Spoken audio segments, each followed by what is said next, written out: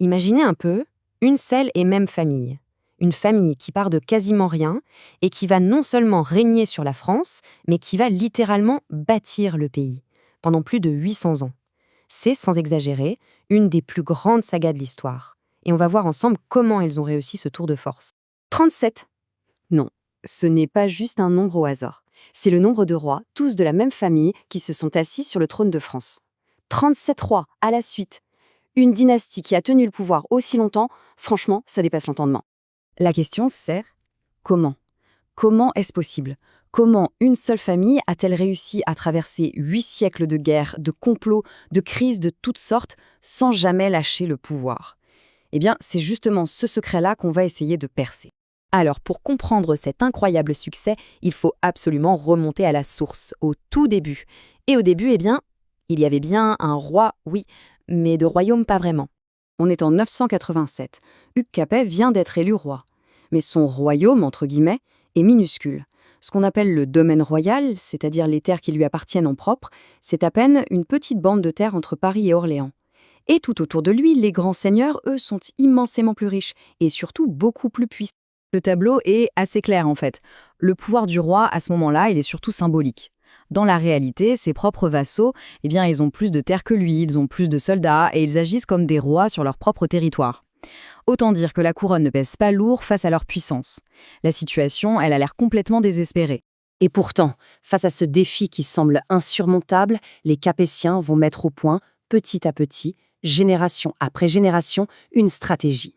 Une stratégie d'une patience et d'une efficacité redoutables. Un véritable mode d'emploi pour construire le pouvoir à partir de rien. À tel point que les historiens parlent aujourd'hui du miracle capétien.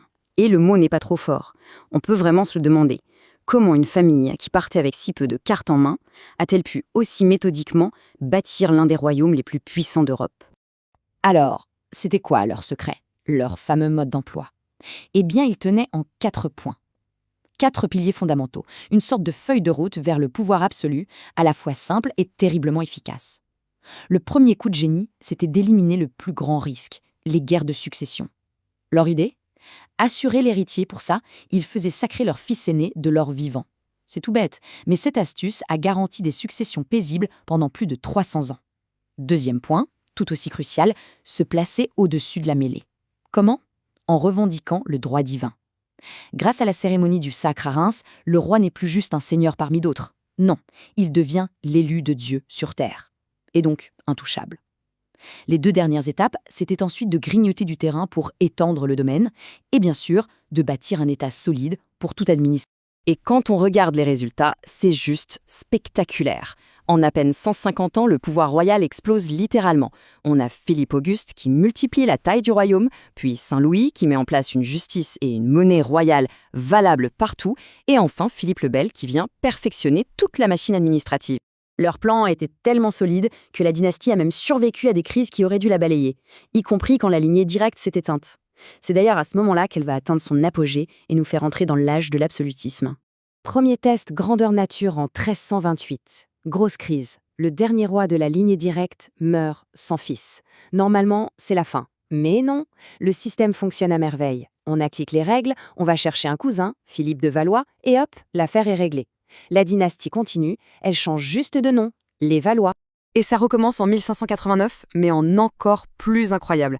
Cette fois, c'est la branche des Valois qui s'éteint. Et là, pour trouver un héritier, il faut aller chercher un cousin au 21e degré. C'est juste fou. Ce lointain cousin, c'est Henri de Navarre qui fonde la branche des Bourbons. La continuité est encore une fois assurée, c'est la preuve ultime de la solidité du système. Et ce sont justement ces Bourbons qui vont porter le projet capétien à son sommet. C'est l'aboutissement de siècles de travail.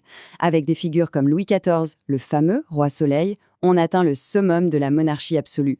Tout le pouvoir est centralisé à Versailles et à ce moment-là, la France est la grande puissance en Europe. Bon, après une saga pareille, on pourrait se dire que l'histoire s'arrête là.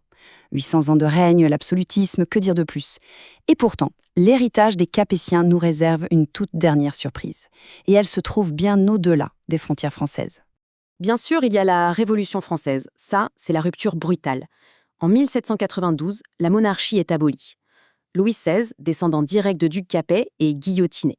La dynastie semble rayée de la carte de France, pour de bon. C'est donc la fin d'une dynastie qui a duré plus de 800 ans. Enfin, la fin en France. Mais est-ce que c'était vraiment la fin de l'histoire pour les Capétiens? Eh bien non. Et c'est là qu'arrive le rebondissement final. La dynastie capétienne n'est pas du tout éteinte. Loin de là. Grâce au jeu complexe des branches familiales, elle règne encore aujourd'hui. Le roi d'Espagne, Felipe VI, et le grand-duc de Luxembourg, Henri, sont tous les deux des Capétiens, des descendants directs, par les hommes, de ce tout premier roi, Hugues Capet. Ce qui nous laisse avec une dernière réflexion, assez vertigineuse. Comment est-ce que l'héritage d'une seule famille a pu non seulement survivre à travers les siècles, mais carrément se fondre dans l'identité même d'une nation, au point de devenir indissociable? C'est peut-être ça, en fin de compte, le vrai miracle capétien.